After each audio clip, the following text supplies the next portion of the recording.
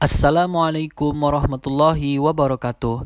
Perkenalkan, saya Muhammad Rizky Ramadhani, peserta Latsar CPNS Kementerian PUPR Batch 6 Kelompok 1 nomor urut 5 akan memaparkan tentang pemahaman, refleksi diri, dan unjuk tekad penerapan nilai harmonis dan loyal. Pembahasan pertama adalah pemahaman tentang nilai harmonis dan loyal. Pengertian nilai berakhlak, nilai harmonis.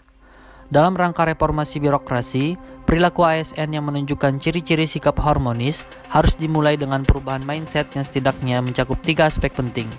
Pertama, berubah dari penguasa menjadi pelayan. Kedua, berubah dari wewenang menjadi peranan. Dan yang ketiga, menyadari bahwa jabatan publik adalah amanah yang harus dipertanggungjawabkan bukan hanya di dunia tapi juga di akhirat. Beberapa peran ASN dalam kehidupan berbangsa dan menciptakan budaya harmoni dalam pelaksanaan tugas dan kewajibannya adalah sebagai berikut. Yang pertama, PNS sebagai aparatur negara harus bersikap netral dan adil. Yang kedua, bisa mengayomi kepentingan kelompok-kelompok minoritas dengan tidak membuat kebijakan atau peraturan yang mendiskriminasi. Yang ketiga, PNS harus memiliki sikap toleran atas perbedaan. Yang keempat, dalam melaksanakan tugas dan kewajiban, PNS harus memiliki sifat suka menolong. Yang kelima, PNS sebagai figur dan teladan di lingkungan masyarakatnya. Selanjutnya, pengertian nilai berakhlak, nilai loyal.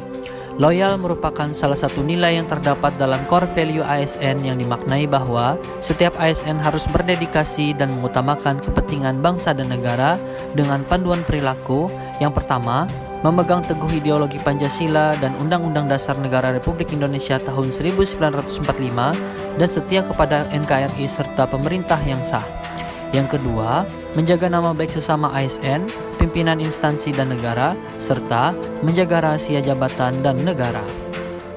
Terdapat beberapa ciri yang dapat digunakan oleh organisasi untuk mengukur loyalitas pegawainya. Yang pertama, taat pada peraturan. Yang kedua, bekerja dengan integritas. Yang ketiga, tanggung jawab pada organisasi. Yang keempat, kemauan untuk bekerja sama. Yang kelima, rasa memiliki yang tinggi. Yang keenam, hubungan antar pribadi. Yang ketujuh, kesukaan terhadap pekerjaan. Yang kedelapan, keberanian mengutarakan ketidaksetujuan. Yang kesembilan, menjadi teladan bagi pegawai lain. Pembahasan kedua adalah refleksi diri dari nilai harmonis dan loyal. Wujud refleksi diri dari nilai harmonis akan saya cerminkan dengan cara yang pertama, menjunjung tinggi nilai toleransi, menghargai setiap orang apapun latar belakangnya. Yang kedua, membanturkan kerja yang membutuhkan pertolongan. Dan yang ketiga, menyadari dengan sepenuh hati bahwa sejarah proses perjuangan dalam mewujudkan persatuan bangsa tidaklah mudah. Adapun wujud refleksi diri dan nilai loyal, saya cerminkan dengan cara yang pertama, mengorbankan tenaga, pikiran, dan waktu untuk mewujudkan tujuan atau cita-cita yang luhur.